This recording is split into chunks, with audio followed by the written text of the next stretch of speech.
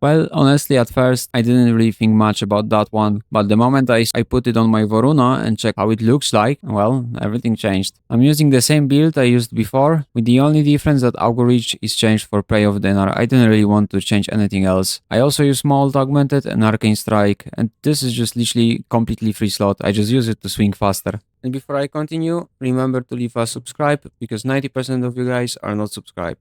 And hit that naughty bell, because there is a lot of good content coming up already scheduled. I just don't want to put all up in one day, so stay tuned for it. And without further ado, we go and look over our Crowd of Dynar. I realized that the spread radius is scaling with ability range. Everything changed for me, because 352% is more than double of the fucking baseline 150. So at first I thought, insane, 150 range for free, but I then realized it's 352, which changes a lot, because that gives you over 100 meter. And I don't even have all the range mods, I just have stretch and overextended. I still have some ability strength, even though you don't really need it, nor the duration, but I just like it that way. I just really dislike it without the duration. Blind Rage, Precision, Intensify, Primed Continuity, and it's all for the Wrathful Advance. It doesn't really change much for this. You have also an option, if you don't want to use Wrathful Advance, to use Roar. But personally, I use something else that stacks additively with Roar, so I'm fine with Wrathful Advance for the critical strike damage for my melee. So whenever Acolyte comes, he can also get escorted out of the mission real quick. And since Fangs of Raj add 5 random status effects at 10 stacks, we will be using Madurai for the casting speed and sling strength for an insane damage boost and overall better quality of life playing the build with the casting speed provided.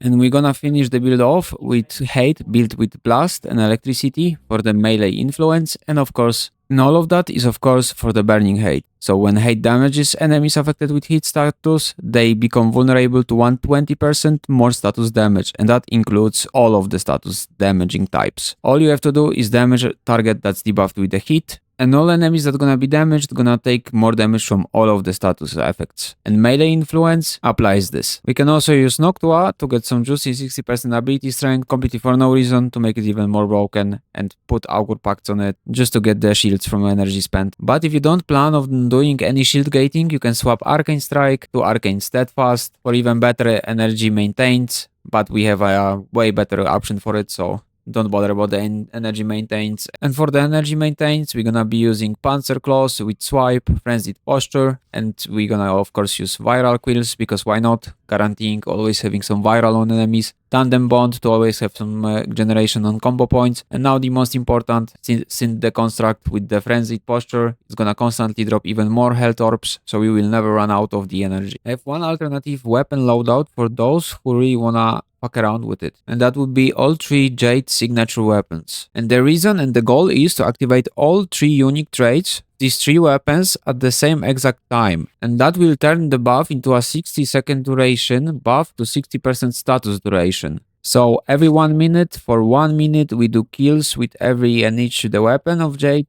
ensemble, and we're gonna get the buff. It's up to you which loadout you prefer.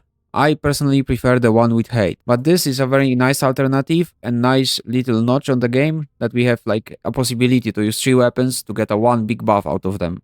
And all we need is condition overload on each of them, and it's gonna be easy to kill our targets, since our Fang of Rush already primed the targets, so the kills aren't that hard to get with these weapons, but I still prefer the Hate version. But in order to show the true power of this build, I'm just gonna use completely quality of life weapon, which is the Praetos. And since Praetos also has forced knockdown and forced slash on the heavy, I'm playing it with melee afflictions. I have it built like this, if anyone wonders, and the evolutions are for heavy attack wind-up speed, parkour velocity, and evolution 3 doesn't really matter, so I just have the shockwave synergy. And evolution 2 is sprint speed and slide, so all of quality of life possible things. Faster wind-up speed, parkour velocity, sprint speed, just all we need. You don't need the craziest build on your melee, because you don't really have to melee at all, but well, let me just show you how it works. So we ready? I'm just gonna get my sustain up.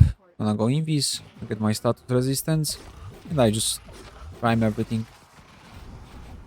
I will get my casting speed, because it feels slow. Oh, the fucking heavy attack wind-up speed is good for this. Actually, so much better.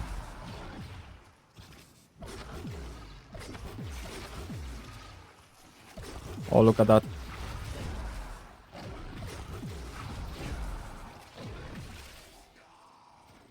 Need some damaging ones, not just the debuffs.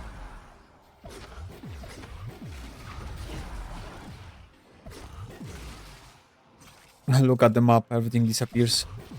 When you play this build, literally you have like sometimes completely empty map. Or like this.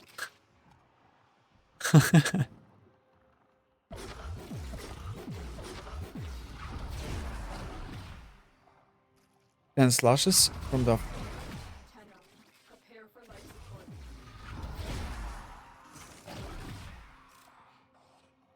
Would be better if we first apply the slash, but yeah.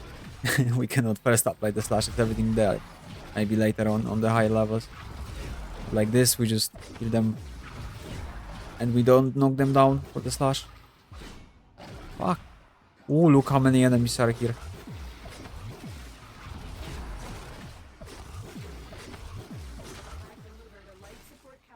But having the dog helps with the energy, because when you kill only with the ability without touching them with melee, you're gonna like lose all the energy, so it's really helpful when you have the synth.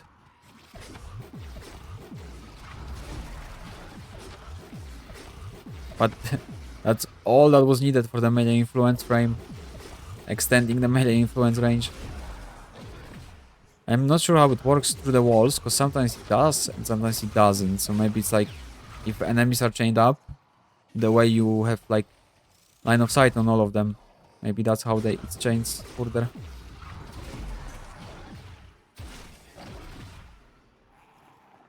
I really want them not to get... Where's my stuff?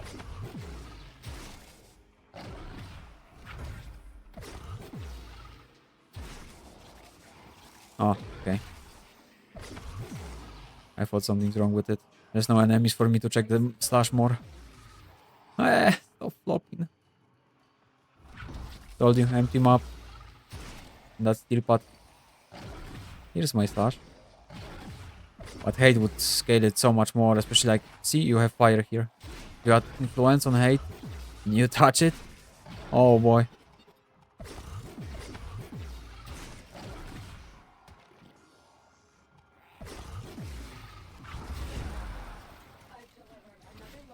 Where's my slash? Here we go. Why does it feel so bugged?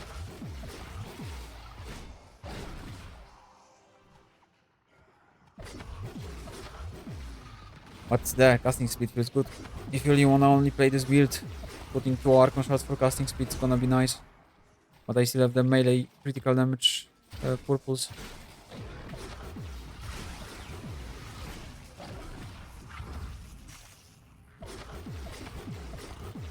We are in. We don't even have to go out of the invis. Like, whenever you wanna refresh it, just attack and refresh it earlier. But you can always stay in this. You're gonna forever self-sustain. And look, the parkour velocity when we have Praetos, and we use this passive, the status immunity. We use the one by holding it.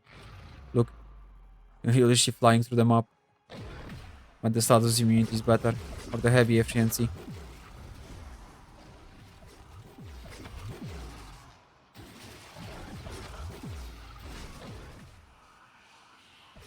Oh, the Acolyte. The best thing about Acolyte with this build is like, he will just flop to the status. Like, Acolytes actually never do. But it will flop him. I don't even need to touch him.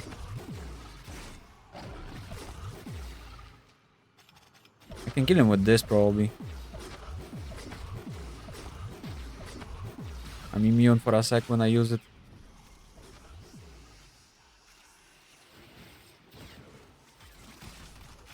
Let's I need to go in. Let's get the Noctua up and try it with the extra ability strength.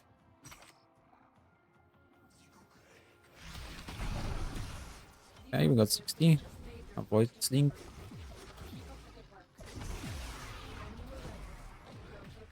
We also get so much more crit, 100% more crit strike chance flat added from the Cuervos. So imagine you add up 120, like you would add up Roar by getting the hate status increase. At Roar, of course, like double deeps, not for status only, but for ability itself, then for the status. So it's up to you. I just prefer it like this. Because I always like the way to do this combo. You debuff one guy and you end with the 4. You keep the 3 up, you go invis with 1, you debuff with 2, you exit it with 4, and you go back invis. Or you just sit invis, up to you.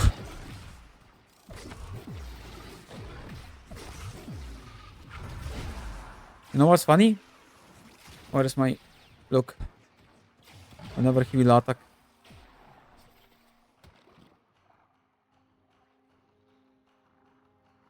Magnetic impact every time he attacks. Because he's gonna knock everything. That's gonna apply impact, and impact applies the magnetic. Oh, that looks so nice. So juicy. That was so juicy. Yeah, but that would be all from me, since I already have a Voruna build. This is just a beak and hands to it. So gravity it lasts on this levels of strength, because I'm not sure if they're gonna let it be like this. Because it's pretty, like, broken. Like, if you just use it for max out kill per second, it's gonna look pretty stupid. Just look, everything flopping. But yeah, not much change to the entire thing from my previous video about Voruna, so I'm just gonna end it here. I hope you enjoyed it, and if you wonder if you should grab the augment, definitely. Even if they nerf it, I don't know, like, it's just great addition to the build, because it will always probably give you more range than augury, unless they over nerf it. But then still you have the damage increase, you know, like to the status. So it's gonna always be worth it. So if you enjoyed it, leave that like, comment, share, and subscribe. And as always, see you on the next one.